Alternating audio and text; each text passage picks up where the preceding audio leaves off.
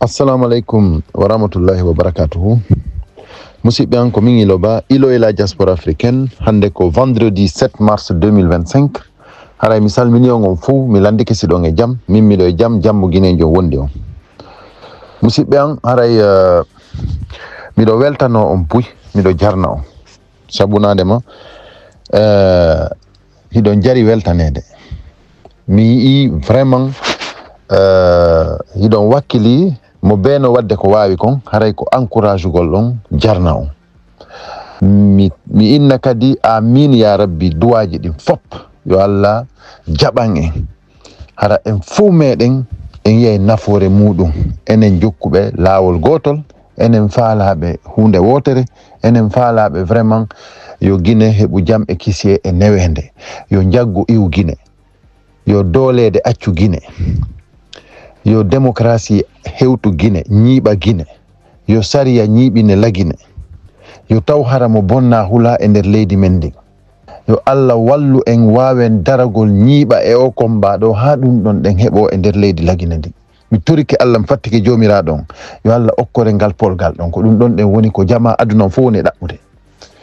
Haray yo Allah sendidir en e ɓe yimɓe waroɓe ɗo, yo Allah sendidir en e ɓe criminel ɓe, yo Allah sendidir en e ɓe yimɓe kidnapoɓe, yo Allah sendidir en e yimɓe sokoɓe sifa wano Aliou Ba en, sifa Habib Marwan en, yo Allah sendidir en e yimɓe jogitiɓe sifa Fonike Mengue en e Billo Ba. Mi torike Allah, mi fattike Allah, ɓe yimɓe immiɓe yahani ñanden ko alaji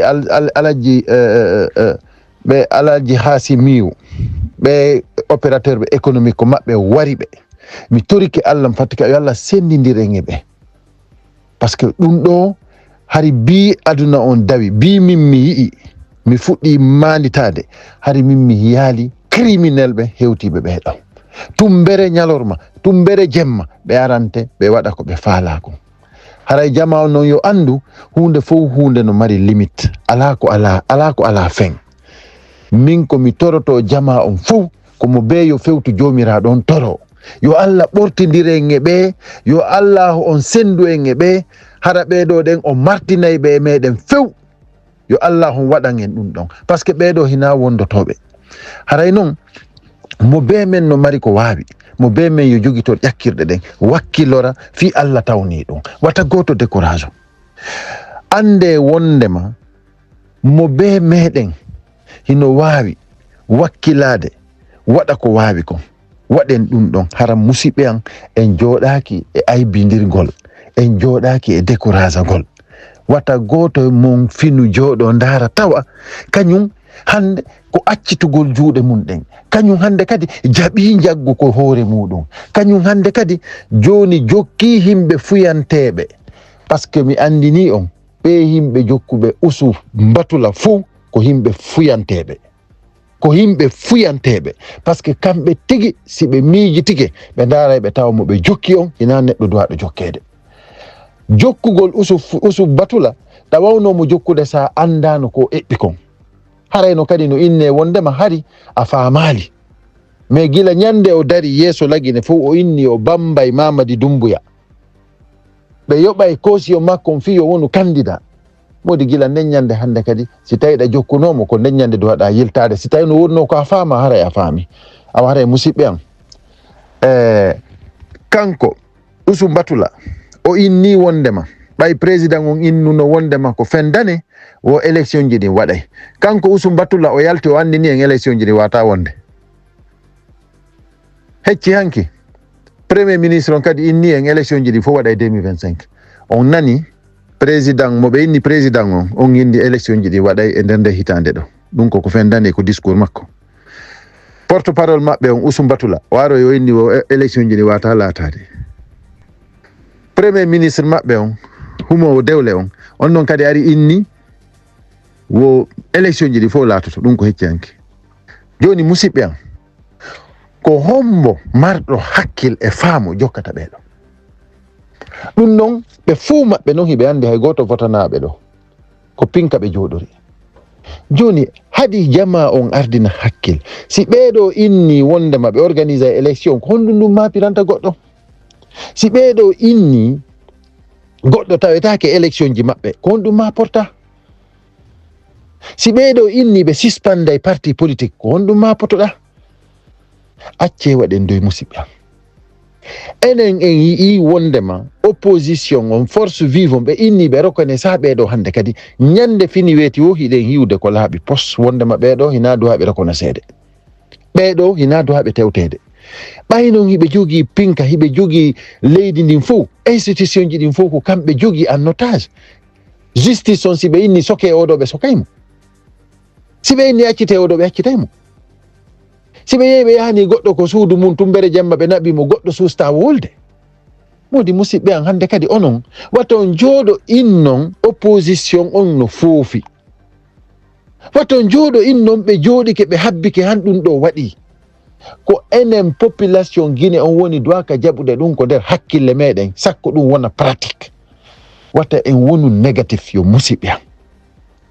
Acce andon wondema lagine arme ji ɗin ko ɗi ɗuuɗi wo ko ɗuuɗi hara hiɓe hara Mamadi Doumbouya no jogino arme ɓuri armée Russie on, ko hombo ɓuri forude on armée ɗon fof russe ko population on ɓuri forude yo musidɓe an. Watta goto ɗay noon hay ko onon hanko hiyoton ɗo ko ñande desiduɗen wo Mamadi Doumbouya walata ɗon. O yi déjà hay en gaynal desidude goy ɗon andi ala e walde ton. Hande na innama wondema sellu ko domicile sans fixe mo haylade aduna on. Mamadi Doumbouya goto anda ko woni walde nder Conakry. Wata goto innu o hino laami mi yetike on ɗo nalanɗo ni ko criminel jo, ko buusejo. Musidɓe an aɗi joƴƴi noon hakkille ɗen. Goɗɗo sino laami sa yimo tun a anday ko lanɗo ni. Onon yewɓe jooɗude Mamadi Doumbouya ɓen fof ko pale hakkunde mon e Allah, son wooli hakkude mon e Allah. Ko lanɗo fottoy ɗon, ko lanɗo hiiduɗon o way. Par ce que hara ko fotowal ngal tun darɗa hiɗa andi ona lanɗodi. Lanɗo wawata wanno Mamadi Doumbouya wayi. So yi Mamadi Doumbouya yeeso makko gonno way noon ko par ce que hina lanɗo ko criminel jo. Onon kadi no woodi ko goɗɗo yewtata on, woodi ko goɗɗo dowakan yewtude. Gite mon ɗen, hakkille mon ɗen ko honɗum servirta. Ɓe yewɓe naati ko nder pale hiide Mamadi Doumbouya ma yehi naatoy e bunker harana ko pale ko Allah andi ko on to hiiduɗon. Par ce que ce qui est sûr menen meɗen andi ko domicile sans fixe, ko o ala domicile fixe, o ala domicile fixe. Par ce que kanko tigi mo andi ko honɗum o waɗa domicile fixe, ko wonata ɗon ko mo andi ko fi honɗum o wawata wonde nokku gotum, fi honɗum himo andi ɗum ɗon. Si onon o ganda kanko mo andi ɗum, mais onon au moins ɓay on hiidi e makko on yii, onon tigi ɗon andi si tawno no firtotono on firtay, onon yawɓe hiidi e makko ɓen sino firtotono on firtay. Mais ko ɓay noon on lanni engagade hande kadi on ala marche arrière. Par ce que ko on haalanaɓe ko laaɓi fof nde ɗon natoya toon haray tout est réglé, haray ɗo woni convaincu sans recul. Joni hande kadi ko vive l'esprit CNRD, ko vive Doumbouya, ko vive la candidature de Doumbouya. Voilà. Awa haray mi haalanayi on musidɓe an wata goto e mon ɗayno kala yawɗo jooɗodi e Mamadi Doumbouya no andi jooɗodi e criminel, imo andi o jooɗodi e vrai bandi, kono hina lanɗo o jooɗodi ɗum ɗon min je vous l'assure. Joni noon ɓe wonɓe wiide no fokkiti yaltugol on yiyay UFDC joni onon waɗe promotion yo menen kala jogiiɗo sifa ɗin jikkuji ɗon yo Allah yaltinmo ko parti amen. Kala miijiɗo yawgol tawta ɓe ɗo yo Allah watta o luttu ko nder parti ton. Mi torki Allah si fof wiiday yo fof wiidu. Mi andini on président Cellou Dalein Diallo ndemo laamo wallahi haray lanni hande kadi haray ko gonga ñiiɓa e lagine, par ce que sifa ɓen ɗon on fof haray ɓe yalti nder ton. Min yiɗa hay goto heddo nder ton, wata ɗum mapping hay goto. Yimɓe buyari ko privé an no maapiɗo joni ɓeɗo yeehi woɓɓe go kan no fokkiti. Wimi on fokkituɓe ɓen fof tore Allah fewtinon Allah juuɗe mon ɗen toroɗon mo Allah yaltiɓe ɓe fof ko parti ton, ɓe foppu maɓɓe yo ɓe yaltu. Si tawi onon on sikki ɗum ɗo bonnana e président Cellou Dalein Diallo ɗum ɗo moƴƴinanaymo. Ɗum c'est de très bonnes nouvelles koko yo ɗon koko woni wonɗon yiide no feƴƴa ɗo fewndo ɗo ko nouvelle ji moƴƴandi UFDG ni. wimi on bofooje ɗen fof yo paccite. On yiyay joni si tawi gonga ñiɓata lagine ko tonguno ko mimi on neɓata hara gasi toroɗen tun Allah wata goto luttu ton yoɓe yaltuɓe fop wata goto luttu ko nder parti ton jiiɓowo en wata dowru hay wotoru heddo nder ton mi inni on waɗe junjuran on fop koye jiɗin fof yoɓe fop ɓe yaltu kala heddiɗo ton heddoyiɗo ton on hanñande président sellu hewtiti ko ɓen ɗon noon woni duwaɓe heddade ɓen ko ɓen ɗon noon woni duwaɓe daranade président sellu Dalen Diallo naafigiɓɓen fop yo Allah yaltimɓe nder ton ngala to ngala ga Allah yaltimɓe ton few mi toriki Allah en fof meɗen toroɗen Allah jomiraɗo on nani musidɓe an mi yiltito ɗon on nanayi woɓɓe no inna ɓeeɗa kadi fokkiti c'est à dire comme si tawi hawri ko fokkita ton ko parti politique CNRD ko parti politique groupe bandi criminel ɓe yimɓe ɓen anda hay honno foti ha hande goɗɗo anda no foti sen an sa acci ko woni o a wi ko parti ko wonɗa ɗon a mbi an wonɗa yewde parti destination inconnue voilà seede haray ala hakkille faamu par ce que a anda siko yontere wonata anda siko lewru wonata anda siko lebbi wonata anda siko hitande wonata c'est à dire ko seede a perdi elan awa mi haalanayi on hunde wotere kala e moɗon jonnaɗo auto wi molanangi galle wi molanangi suudu tew kaalisi hara ko euro tumma dollar wimi on haray on perdi on yi o jama mo hiyoton o jama wonnoɗo ɓaawo mon ɓe o jama mo wonɗon desovude ko ɗum ɗo ɓuri ndi jawdi ko ɗum ɗo ɓuri ɗen otoje ko ɗum ɗon ɓuri ɗen galleje ɗin galleji ton par ce que mi andini on o jama wonnoɓe on encourage ude o jama wonnoɓe on soutenude on heɓata ɓuri ɓeeɗo jawdi ko heɓuɗon wo jawdi ko heɓuɗon wo on taway jaka wondugol e jama on nafodira e jama on jogo ndimu mum ngun fierté mum on conviction mum on détermination mum on jogo gonga mum on hara haykali kange mum on ya naata e sila ukkodira e sila musidɓe an on ukkodiri e sila on acci kange on yahani sila komin haalani on ɗum sabu kala heɓuɗo galle wi e ɗum kala heɓuɗo auto wi e ɗum kala heɓuɗo dollar ji ma euro ji e ɗum ko duuɗi wo ko ɗuuɗi on tigi ni soye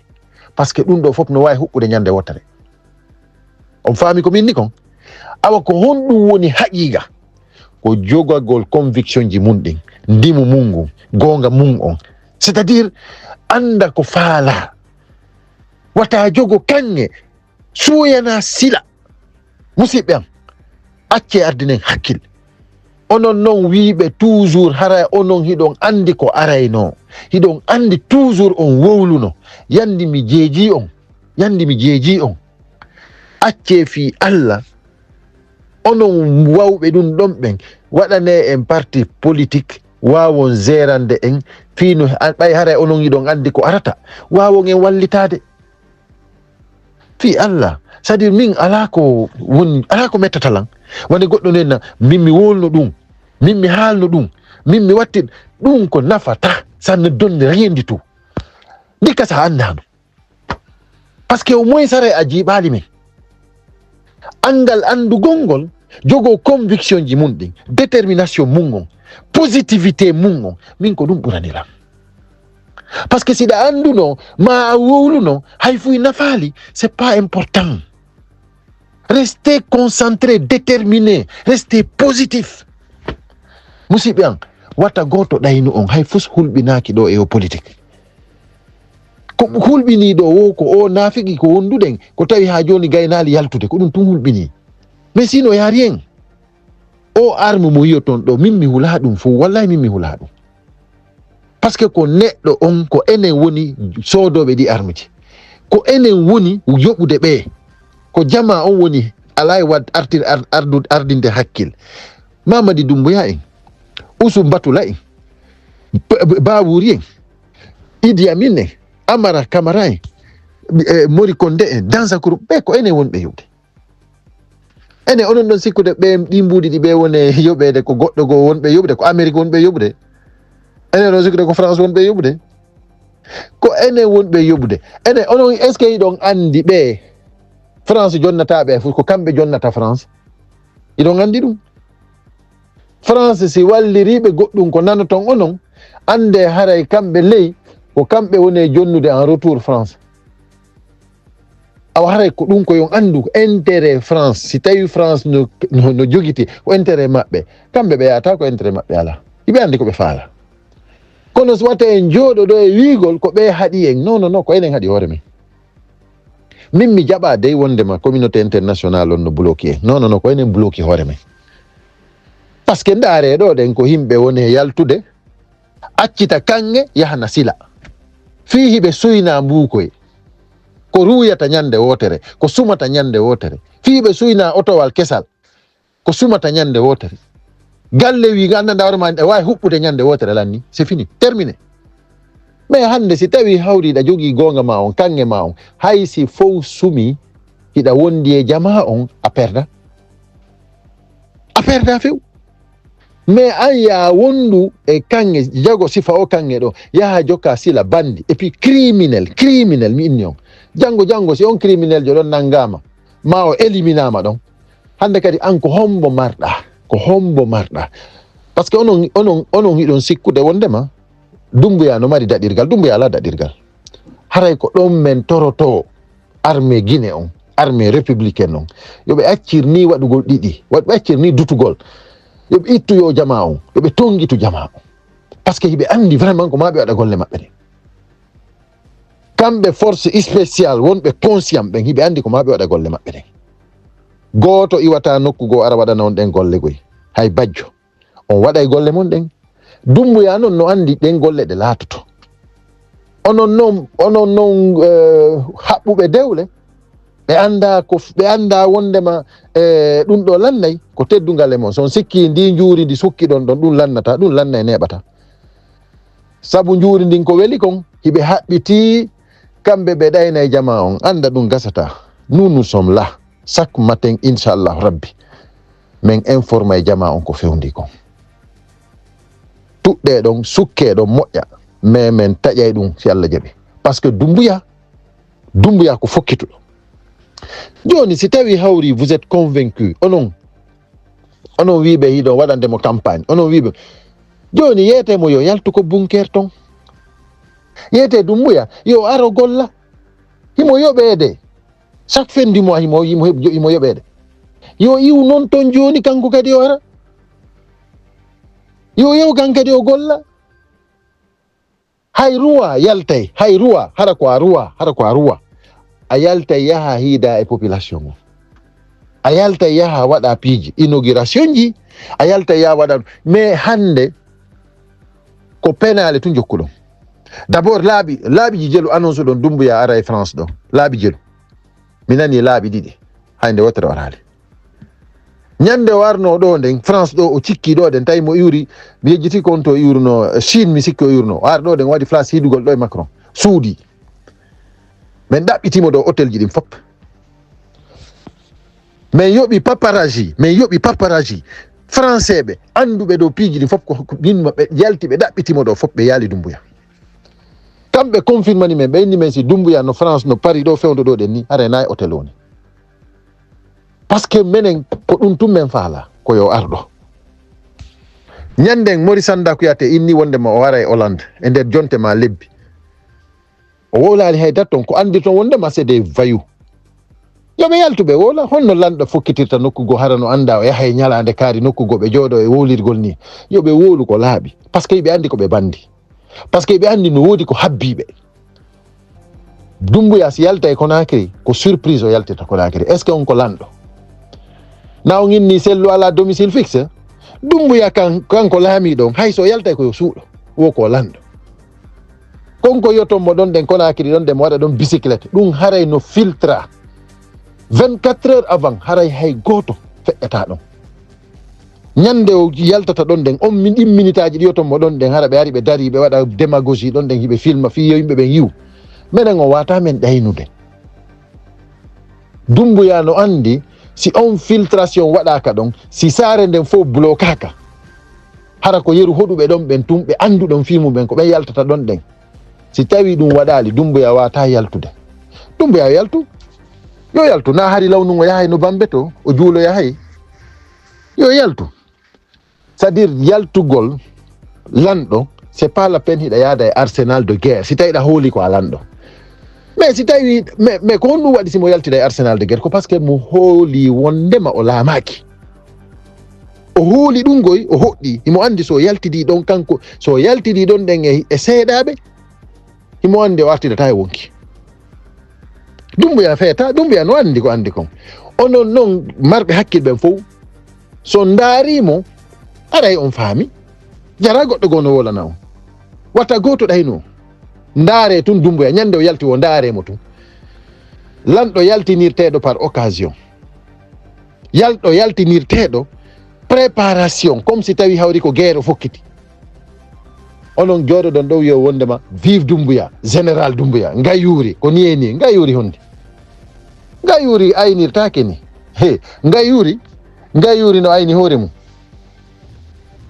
onon nawginni wondema c'est le meilleur menen meɗen andi ko onon woni anda e ko jokki menen noon meɗen andi fin film o neɓata si Allah jaaɓi et ça va se faire inchallahu rabbi ça va finir c'est à dire miɗata c'est à dire tellement no woodi komi wola no ɗuuɗi quoi c'est pour cela mi haray miɗo mi juutinangol message ji ɗin parce que c'est à dire no woodi piiji buy jokkaɗi haɗa naafi écoutugol tum message ji mais haray mi andini o musidɓe a wata goto tappo on ko hakkille o buusejo mo yeton ɗo kono hakri o fi makko ko gasu ɗum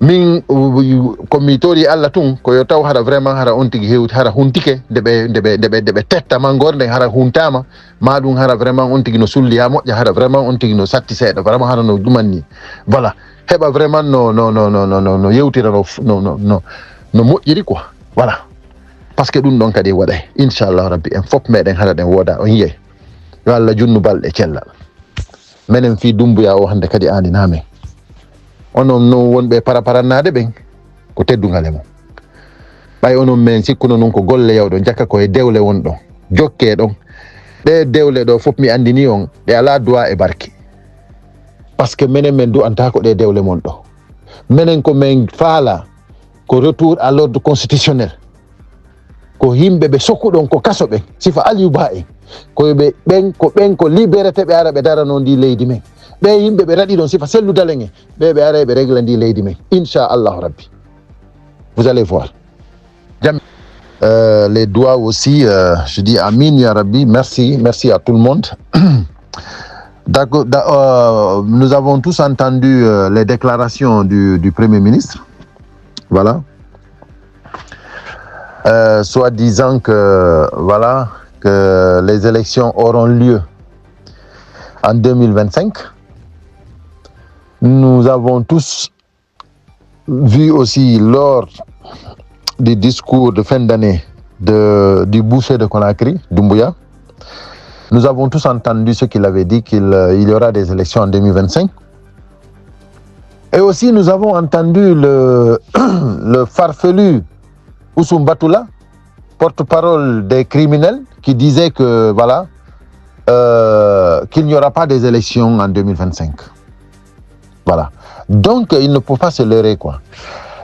Mes chers compatriotes, voici le soi-disant président, le soi-disant premier ministre, le soi-disant porte-parole. Les trois, personne n'a dit ce que l'autre a dit.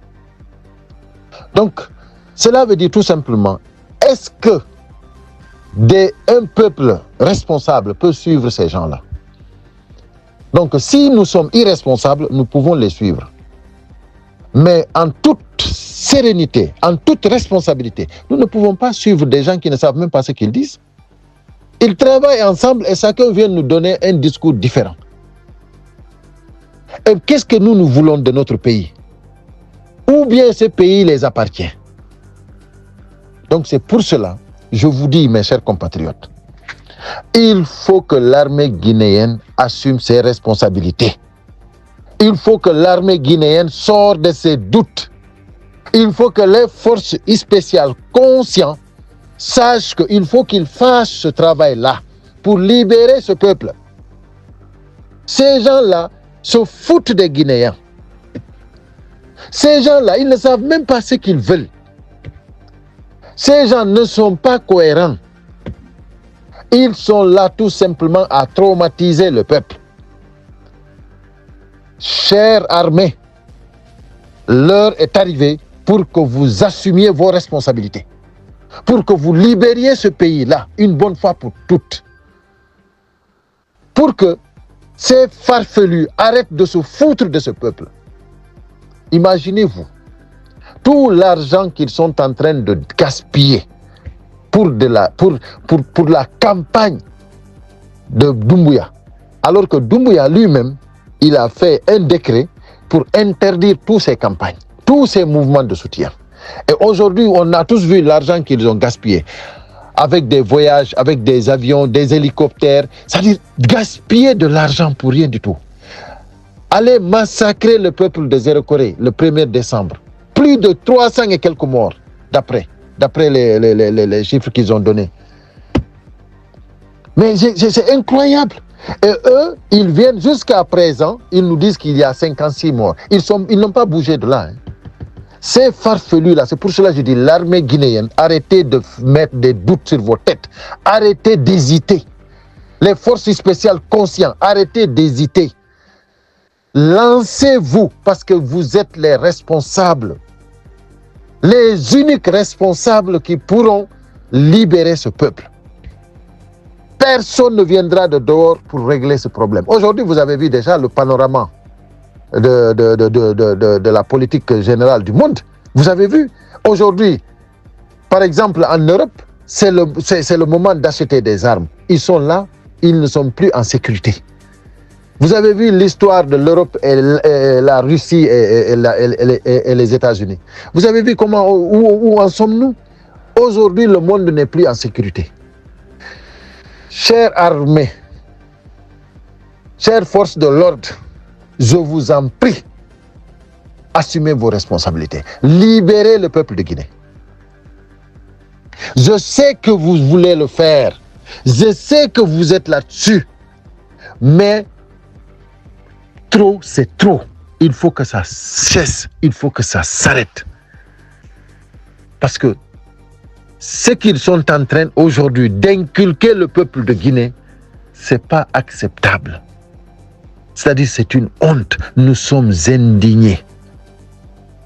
Nous sommes indignés. Nous ne pouvons plus accepter que ces gens-là nous honnient devant le monde. Aujourd'hui, la Guinée, partout, là où vous dites que vous êtes un Guinéen, vous avez honte. Vous ne pouvez même pas dire ça, vous ne pouvez pas être fier de ce pays. Parce que ces dirigeants-là, ces dirigeants nous font honte. Chers compatriotes, chères forces de l'ordre, chères forces spéciales, chère armée, l'heure est arrivée pour que vous assumiez vos responsabilités. Doumbouya, aujourd'hui, nous savons tous qu'il est sans domicile fixe. On ne sait pas où il dort. Les gens disent qu'il dort à Kassa, d'autres qu'il vient de temps en temps au palais. On ne sait pas où il dort. Pourquoi? Parce qu'il n'est pas. Lui-même, il sait que ça ne va pas. Lui-même, il sait qu'il va dégager. Lui-même, il sait qu'il n'est pas président de la République, qu'il est le président des criminels. Président de la République, ça, ce sont ses ministres qui le disent. Moi, je dirais ses femmes, parce qu'ils se sont tous mariés à lui. Donc, Doumbouya a beaucoup de femmes, parce que ça, c'est des mariages qu'ils ont faits. Ce n'est pas des ministres. Parce que des ministres, ce sont des gens qui travaillent pour le peuple, pour le pays. Voilà. Pas pour un individu. Mais eux, les femmes de Doumbouya, eux, ils travaillent pour Doumbouya. Ils ne travaillent pas pour le pays. Donc, c'est pour cela ils ont tous porté des maillots pour sortir, pour faire une immersion nationale. C'est-à-dire, on n'a pas besoin de ça. Nous, ces femmes, les femmes de Doumbouya, on n'en a pas besoin. On a besoin de libérer ce peuple. Imaginez-vous aujourd'hui, Fonike Mengue, depuis le mois de juillet, Biloba, on ne sait pas où ils sont. Vous pensez que ça, c'est bien? Vous pensez que ce que vous faites, c'est bien? Vous pensez que c'est-à-dire les forces de l'ordre, l'armée guinéenne, les forces spéciales, s'il vous plaît, est-ce que ça c'est bien? Habib Marouane, qu'est-ce qu'ils ont fait? Regardez le cas de Aliouba. Mais comment vous pouvez permettre des injustices pareilles? Regardez le massacre qu'ils ont fait à Zéro. Tout ça à cause de Doumbouya. Si Doumbouya a besoin de toutes ces femmes-là, il n'a qu'à chercher où aller, mais il n'a qu'à libérer notre pays. Libérez-nous, s'il vous plaît. Libérez-nous. On en a assez. Chacun sort, vive Doumbouya, mouvement Doumbouya. Mais attendez, où est la Guinée? Où est le peuple de Guinée? Où on met le peuple, on place le peuple de Guinée? Tout tourne autour de... Est-ce que Doumbouya ne savait pas que Dadis Camara, ils avaient fait ça, la même chose à Dadis Camara? Le troisième mandat, quand Alpha Condé a voulu... Mais est-ce que Doumbouya ne sait pas tout ce qui s'est passé? Pourquoi aujourd'hui répéter ces mêmes erreurs du passé? C'est pour cela que je dis, l'armée guinéenne, arrêtez. Arrêtez de retarder les gens. Les forces spéciales, arrêtez de retarder les gens. Action, s'il vous plaît, action. C'est terminé. C'est fini. La mangue est mûre, c'est terminé. Voilà. On n'attend que vous. À bon entendeur, salut.